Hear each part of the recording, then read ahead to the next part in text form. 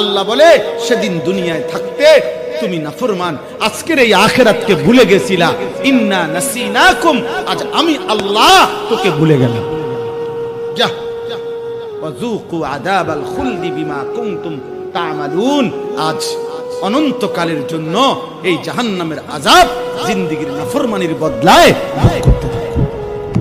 আজ মাফ হবে, আজ বিচার হবে।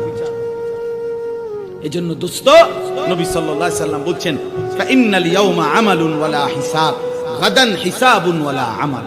আজ দুনিয়ায় শুধু আমলের সুযোগ, এখানে নগদ হিসাব হচ্ছে না। আগামী দিন আখিরাতে শুধুই হিসাব, সেদিন আমলের সুযোগ হবে না। আমি এজন্য বললাম, আমার শেষ কথা হলো, যুবক, কিশোর, মুসলমান বাবা, আমরা প্রত্যেকেই যার যত ওয়াক্ত নামাজ ছুটে গেছে, এই নামাজ পড়তে মন চাইবে। আজ না হোক কাল, হাসরের দিন কোটি কোটি বান্দা বলবে, মাওলা আজ এই ময়দানে আপনি আমার একটা সুযোগ দেন, একটা সেজদা দেই। আল্লাহ বলবেন, না বান্দা, আজ আর সুযোগ হবে। ওয়ায়ুদাউনা ইলাস সুজুদ ফালা ইস্তাতিউন, পারবেন।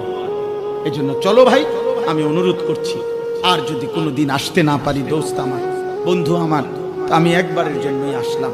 আমার সন্তান, আমার কিশোর ভাই, আমার যুবক ছেলে, আমার নওজোয়ান বন্ধু, তোমাদের কাছেই ভাই অনুরোধ করলাম, একটা ভোট চাচ্ছি না, একটা দুনিয়ার কোনো পদ পদবি চাই না, কোনোভাবেই না।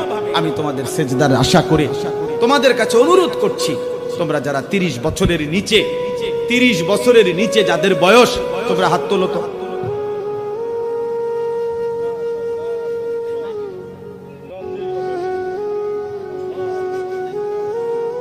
হায় তোমার লোক, আমিও আতুরে।